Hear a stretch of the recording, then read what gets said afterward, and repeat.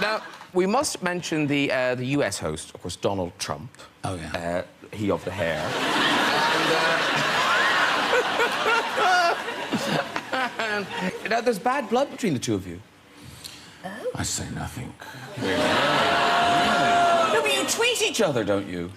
I happened to tweet him once where he was talking about how people love him in Scotland. He was moaning about some wind farms in Scotland.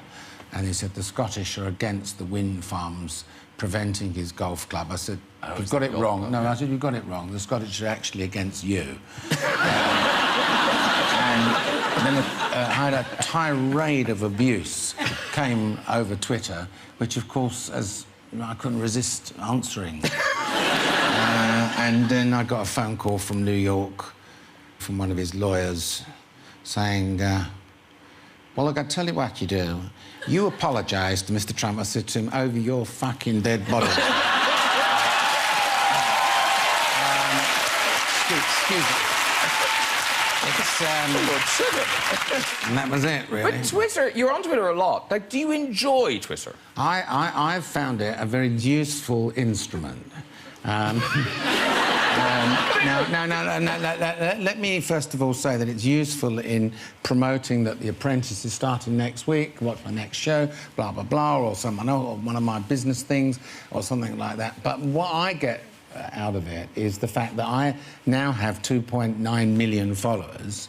So when those losers write things about me, I whack them back on Twitter and I give the email address of the author and just invite my followers to perhaps join me in... But you often seem quite grumpy. You often seem quite grumpy on Twitter. Like, so here's just some things from last... I think it's the end of last week.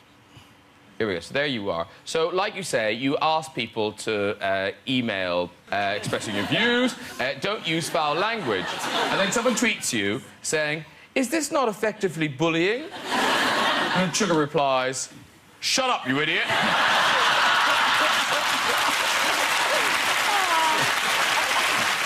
Next one.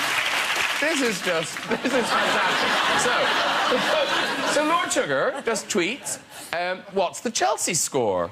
Someone tweets him back saying, hey, Lord Sugar, turn on the TV. Shut up, scum! I'm not at home. Go crawl back under your rock.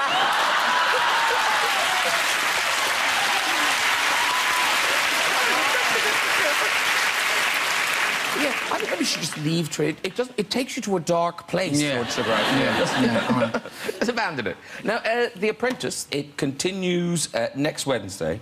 But talking of new jobs, somebody's got one. Olivia Colman has one. Yes, you do. You're on such a kind of crest of a wave. Does it feel different being Olivia Colman now? Well, I'm here, which yes. didn't happen a few years ago. But no, it's good. It's all good. It's quite weird. Yeah. They're selling, you know, a big new ITV drama with you. The Suspicions of Mr. Witcher. It's the second series. Oh, not series, second one. And this time, it's Murder in Angel Lane. Oh. Ooh. Now, if you didn't see the first one, it's set in the 19th century. Mr. Witcher's a real person? Yes. So the first one was based on the real story of Detective Witcher. Yeah. And he was one of the first British detectives, and I might get it a bit wrong, sorry. Don't worry. He... so we know nothing. So he worked out who'd murdered someone, and then his other... He told someone else. Yeah. And then his other police people hid some evidence or something, screwed it up, and so he had a bit of a breakdown and went away. Although it turns out he was right, and he was brilliant. But so this one is a fictional what if he had carried on type thing. Yeah. And is that clear? Did I make any Yes, sense? you did. Okay. Yeah, very clear. Absolutely. Very with no concise. spoilers. No spoilers. Yeah, it's very concise. Now, I'm surprised. This is your first kind of bustle acting. Oh, yes.